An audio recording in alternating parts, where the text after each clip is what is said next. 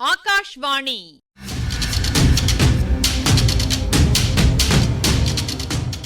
பொன்னியின் செல்வங்கள் வாசிப்பும் ஆய்வும். வாசிப்பவர் ராமசுவாமி சுதர்சன் அவர்கள். மகாராஜாதிராஜ ராஜகம்பீர ராஜமார்த்தாண்ட ராஜகுலோத்துங்க ராஜகுலதிலக ஈரேழு 14 லோகத்தின் அதிபதி பாரா.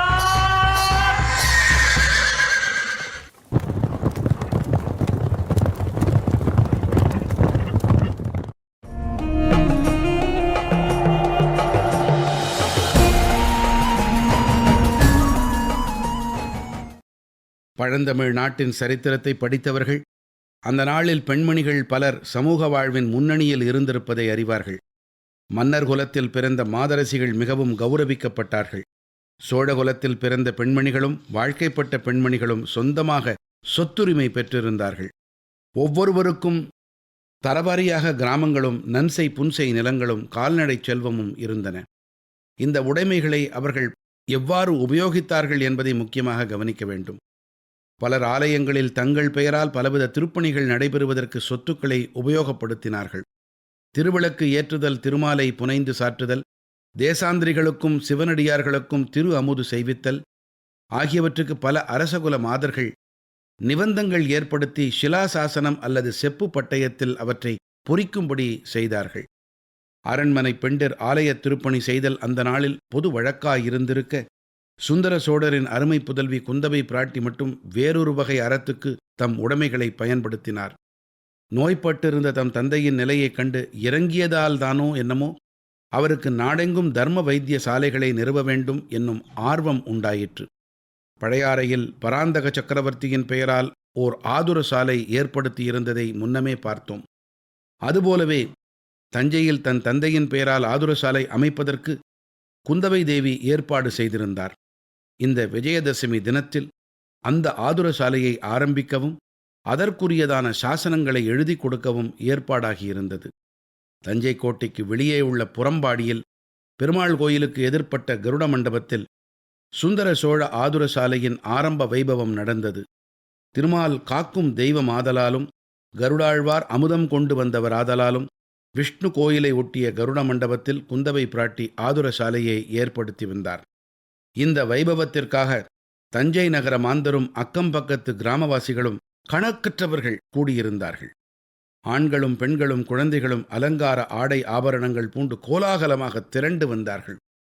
சோழ சக்கரவர்த்தியின் உடன்கூட்டத்து அமைச்சர்களும் பெருந்தர சிறுதர அதிகாரிகளும் சிலாசாசனம் பொறிக்கும் கல் தச்சர்களும் செப்பு பட்டயம் எழுதும் விஸ்வகர்மாக்களும் அரண்மனை பணியார்களும் ஏராளமாக வந்து கூடியிருந்தார்கள். தாரை, தப்பட்டை முதலிய வாத்தியங்களை 8 திசையும் நடுங்கும்படி முழங்கிக் கொண்டு வேளக்கார படையினர் வந்தார்கள். தஞ்சை கோட்டையின் காவல் படை வீரர்கள் வாள்களையும் வேல்களையும் சுழற்றி டனார் டனார் என்று சத்தப்படுத்தி கொண்டு வந்தார்கள். பழுவேட்டரையர்கள் இருவரும் யானை மீதேறி கம்பீரமாக வந்தார்கள். இளவரசர் மதுராந்தகத்தேவர் வெள்ளை புரவியின் மேல் ஏறி உட்காரத் தெரியாமல் உட்கார்ந்து தவித்து கொண்டு வந்து சேர்ந்தார். இளவரசி குந்தவை பிராட்டியும் அவருடைய தோழிகளும் முதிய அரண்மனை மாதர் சிலரும் பல்லக்கில் ஏறி பவனி வந்தார்கள். இன்னொரு பக்கமிருந்து பழுவூர் இளையராணி நந்தினியின் பனை இலைச்சினை கொண்ட தந்தப்பல்லக்கும் வந்தது. அரண்மனை மாதர்களுக்கென்று ஏற்படுத்தியிருந்த நீலப்பட்டு விதானமிட்ட இடத்தில் குந்தவை தேவியும் பழுவூர் ராணியும் மற்ற மாதர்களும் வந்து அமர்ந்தார்கள். பிறகு பெரிய பழுவேட்டரையர் சமிக்ஞை செய்ததன் பேரில் வைபவம் ஆரம்பமாயிற்று. முதலில் ஓதுவா மூர்த்திகள் இருவர் மந்திரமாவது நீரு என்ற தேவார பதிகத்தை பாடினார்கள். யாழ், மத்தளம் முதலிய இசைக்கருவிகளின் ஒத்துழைப்புடன் மிக இனிமையாக பாடப்பட்ட அந்த பாடலை கேட்டு மக்கள் மெய்மறந்திருந்தார்கள். அந்த பெரிய ஜனக்கூட்டத்தில் அப்போது நிசப்தம் நிலவியது. ஆனால் அரண்மனை பெண்டிர் அமர்ந்திருந்த இடத்தில் மட்டும் மெல்லிய குரலில் இருவர் பேசும் சத்தம் எழுந்தது. பழுவூர் இளையராணி நந்தினி குந்தவையை நெருங்கி உட்கார்ந்து, தேவி, முன்னொரு காலத்தில் சம்பந்தப் பெருமான் இந்த பாடலை பாடி திருநீறு இட்ட பாண்டிய மன்னரின் நோயை தீர்த்தாரல்லவா? இப்போது ஏன் இந்த பாடலுக்கு அந்த சக்தி இல்லை? பாடலுக்கு சக்தி இல்லாவிட்டாலும் திருநீற்றுக்கும் சக்தி இல்லாமற் போய்விட்டதே.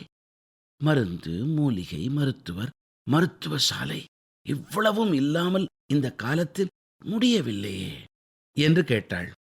ஆம் ராணி, அந்த நாளில் உலகில் தர்மம் மேலோங்கி இருந்தது. அதனால் மந்திர திருநீற்றுக்கு அவ்வளவு சக்தி இருந்தது. இப்போது உலகில் பாவம் மலிந்து விட்டது. அரசருக்கு விரோதமாக சதி செய்யும் துரோகிகள் நாட்டில் ஏற்பட்டிருக்கிறார்கள். இப்படியெல்லாம் முன்னம் நாம் கேட்டதுண்டா? ஆகையால்தான் மந்திரத்தின் சக்தி குறைந்து மருந்து தேவையாகிவிட்டது என்று இளைய பிராட்டி கூறி பழுவூர் இளையராணியின் முகத்தை உற்று பார்த்தாள். நந்தினியின் முகத்தில் எந்தவித மாறுதலையும் காணவில்லை. அப்படியா? அரசருக்கு விரோதமாக சதி செய்யும் துரோகிகள் இந்த நாளில் இருக்கிறார்களா? அவர்கள் யார் என்று சாவதானமாக கேட்டாள். அதுதான் எனக்கும் தெரியவில்லை. சிலர் ஒருவரை சொல்லுகிறார்கள், சிலர் இன்னொருவரை சொல்லுகிறார்கள். எது உண்மை என்று கண்டுபிடிப்பதற்காக இன்னும் சில நாள் இங்கேயே இருக்கலாம் என்று பார்க்கிறேன். பழையாறையில் இருந்தால் உலக நடப்பு என்ன தெரிகிறது என்றாள் குந்தவை. நல்ல தீர்மானம் செய்தீர்கள். என்னை கேட்டால் இங்கேயே நீங்கள் தங்கிவிடுவது நல்லது. இல்லாவிட்டால் ராஜ்யம் குட்டிச்சுவராய் போய்விடும். நானும் உங்களுக்கு என்னால் முடிந்த உதவி செய்வேன். எங்கள் வீட்டில் விருந்தாளி வந்திருக்கிறான். அவனும் தங்களுக்கு உதவி செய்யக்கூடும் என்றாள். அது யார் விருந்தாளி என்று குந்தவை கேட்டாள். கடம்பூர் சம்புவரையர் மகன் கந்தமாறன். தாங்கள் அவனை பார்த்திருக்கிறீர்களா? தென்னை மர உயரமாய் வாட்டசாட்டமாயிருக்கிறான். ஒற்றன் என்றும் துரோகி என்றும் ஓயாமல் பிதற்றிக் கொண்டிருக்கிறான். ராஜ துரோகத்தை பற்றி சற்று முன் சொன்னீர்களே, ராஜ துரோகத்தை காட்டிலும் பெரிய துரோகம் இன்னதென்று தங்களால் சொல்ல முடியுமா? நன்றாய் சொல்ல முடியும். கைப்பிடித்த கணவனுக்கு பெண்ணாய் பிறந்த ஒருத்தி துரோகம் செய்தால் அது ராஜ துரோகத்தை காட்டிலும் கொடியதுதான். இப்படி சொல்லிவிட்டு குந்தவை தேவி நந்தினியின் முகத்தை உற்று பார்த்தாள். அவள் எதிர்பார்த்த மாறுதல் ஒன்றும் நிகழவில்லை. நந்தினியின் முகத்தில் முன்போலவே மோகன புன்னகை தவிழ்ந்தது.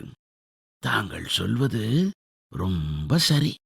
ஆனால் கந்தன்மாறன் ஒப்புக்கொள்ள மாட்டான். எல்லாவற்றிலும் கொடிய துரோகம் சிநேகித துரோகம் என்று சொல்வான். அவனுடைய அருமை நண்பன் என்று கருதிய ஒருவன் ஒற்றனாக மாறிப்போனதும் இல்லாமல் இவனுடைய முதுகில் குத்தி போட்டுவிட்டு ஓடிப்போய்விட்டானாம். அது முதல் கந்தன்மாறன் இவ்விதம் பிதற்றிக் கொண்டிருக்கிறான். யாரவன்? அவ்வளவு நீசத்தனமான காரியத்தை செய்தவன்? யாரோ வந்தியத்தேவனாம். தொண்டை நாட்டில் திருவல்லம் என்னும் ஊரில் முன்னம் அரசு புரிந்த வாணர் குலத்தைச் சேர்ந்தவனாம். தாங்கள் கேள்விப்பட்டதுண்டோ? குந்தவை தன் முத்து போன்ற பற்களினால் பவள செவ்விதழ்களை கடித்து கொண்டாள். எப்போதோ கேட்ட மாதிரி இருக்கிறது. பிற்பாடு என்ன நடந்தது? பிற்பாடு என்ன? கந்தன்மாறனை முதுகில் குத்தி போட்டு அவனுடைய சிநேகிதன் ஓடிவிட்டான். அந்த ஒற்றனை பிடித்து வருவதற்கு என் மைத்துனர் ஆள்கள் அனுப்பியிருப்பதாக கேள்வி. அவன் ஒற்றன் என்பது எப்படி நிச்சயமாக தெரியும்? அவன் ஒற்றனோ இல்லையோ எனக்கு என்ன தெரியும்? சம்புவரையர் மகன் சொல்லுவதைத்தான் நான் சொல்லுகிறேன். தாங்கள் வேண்டுமானால் நேரில் அவனிடமே கேட்டு எல்லா விவரமும் தெரிந்து கொள்ளலாம். ஆமாம் ஆமாம், சம்புவரையர் மகனை நானும் பார்க்க வேண்டியதுதான். அவன் பிழைத்ததே புனர்ஜென்மம் என்று கேள்விப்பட்டேன். அப்போது முதல் பழுவூர் அரண்மனையிலேதான் அவன் இருக்கிறானா? ஆம், காயம்பட்ட மறுநாள் காலையில் நம் அரண்மனையில் கொண்டு வந்து போட்டார்கள். காயத்துக்கு வைத்திய சிகிச்சை செய்ய வேண்டிய பொறுப்பும் என் தலையில் விழுந்தது. மெதுவாக உயிர் பிழைத்துக் கொண்டான். காயம் இன்னும் முழுதும் ஆறிய பாடில்லை. நீங்கள் பக்கத்திலிருந்து பராமரித்து இன்னும் முழுதும் குணமாகவில்லை என்பது ஆச்சரியமான விஷயம்தான். ஆகட்டும் ராணி, நான் அவசியம் வந்து அவனை பார்க்கிறேன்.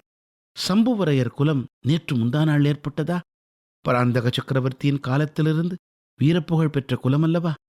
அதனாலேயே நானும் சொன்னேன், கந்தன்மாறனை பார்க்கும் வியாஜத்திலாவது எங்கள் ஏழை அரண்மனைக்கு எழுந்தருளுவீர்கள் அல்லவா என்றாள் நந்தினி. இதற்குள் தேவார பாடல் முடிந்தது.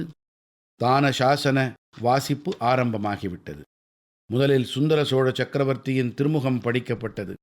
நமது திருமகளார் குந்தவை பிராட்டிக்கு நான் சர்வமான்யமாக கொடுத்திருந்த நல்லூர் மங்கலம் கிராமத்தின் வருமானம் முழுவதையும் இளைய பிராட்டியார் தஞ்சை புறம்பாடி ஆதுரசாலைக்கு அளிக்க உவந்திருப்பதால் அந்த ஊர் நன்செய் நிலங்கள் யாவற்றையும் இறையிலி நிலமாகச் செய்திருக்கிறோம் என்று அந்த ஓலையில் சக்கரவர்த்தி தெரியப்படுத்தியிருந்தார். திருமந்திர ஓலை நாயகர் அதை படித்த பின் தனாதிகாரி பெரிய பழுவேட்டரையரிடம் கொடுக்க, பழுவேட்டரையர் அதை இருகரங்களாலும் பெற்று கண்களில் ஒற்றிக்கொண்டு கணக்காயரிடம் கொடுத்து கணக்கில் பதிய வைத்துக் கொள்ளும்படி சொன்னார். இப்பகுதியின் ஆய்வினை வழங்குகிறார் ஐங்கரன் அவர்கள்.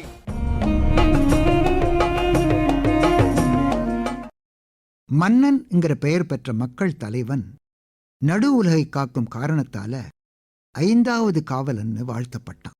அப்புறம் தேவன்னு போற்றப்பட்டான். அருந்ததி போல சிறப்பு பெற்றிருந்த அந்த தேவனின் மனைவி தேவின்னு மரியாதையா குறிப்பிடப்பட்டான். பராந்தகனின் தேவியரில் சோழ மாதேவியின் தாய் முள்ளூர் நங்கை, சோழ சிகாமணியின் தாய் நாங்கூர் நங்கை, சோழ மாதேவியின் தங்கை பெருமாள் திருவரங்கி, இவங்க எல்லாரும் கோவில்களுக்கு பொன்னும் பொருளும் தானமாக கொடுத்திருக்காங்க. நக்கன் சந்திரதேவி, இந்த பெண்மணி தஞ்சாவூர் ஜெயபீம தளிங்கிற கோவிலை சேர்ந்தவங்க. திருக்கருகாவூர் மகாதேவர் கோவிலில் விளக்கு எரிப்பதற்காக நிலக்கொடை அளிச்சிருக்காங்க. சிலா சாசனம், சிலா கல், சாசனம் ஆணை. அந்த காலத்துல கல்வெட்டுகளிலும் தாமிர பட்டயங்களிலும் ஆவணப்படுத்தினதால் தானே இன்னைக்கு அரிய செய்திகளை நம்மால அறிய முடியுது. விஜயதசமி அறத்தின் வெற்றியை கொண்டாடுற நாள். யோகமும் ஞானமும் இணைவது இதன் உட்பொருள். புறம்பாடி தஞ்சை மாநகர அமைப்புல சோழர் காலத்துல நகரின் வெளிப்பகுதி, நகரின் உட்பகுதி அதாவது அகநகர், உள்நகர், உள்ளாலை. ஓலை நாயகம் இவர் நம்பிக்கைக்கு உகந்த அலுவலாளர். அரசனின் அருகே இருந்து அவர் வெளியிடுற ஆணைகளை குறிச்சுப்பார். உடன்கூட்டம் அமைச்சர் குழுவை குறிக்கிற தொடர். வாரியங்கள் ஊர் சபையின் உட்கழகங்கள்னு சொல்லலாம். இவற்றில் பணிபுரிஞ்சவங்க வாரிய பெருமக்கள். ஆதுரசாலை தொடக்கத்தை ஆசிரியர் வர்ணிக்கிற பாங்கு நாமே அங்க இருக்கிற உணர்வை தந்தது இல்லையா? எல்லாரும் மெய்மறந்து இருக்காங்க. நந்தினிக்கு மட்டும் இருப்பு கொள்ளல. குந்தவையை நெருங்கி உட்கார்ந்து வம்புக்கு இழுக்கிறா. மருந்து, மூலிகை, மருத்துவர், ஆதுரசாலை, தேச துரோகம், ஸ்நேக துரோகம், வானர் குலத்து வந்தியத்தேவன், இப்படி வளருது காரசாரமான உரையாடல். அருமை நண்பன்னு கருதியிருந்த அந்த நீச்சன் ஒற்றனா மாறி கந்தமாறன் முதுகுல குத்தி போட்டுட்டு ஓடியே போயிட்டான். இந்த ஆதுரசாலை ஆரம்பிக்கிறதுக்கு முன்னாடி நடந்தது. அதனாலதான் சிகிச்சை செய்ய வேண்டிய பொறுப்பு பழுவூர் இளையராணி தலையில விழுந்துட்டுது.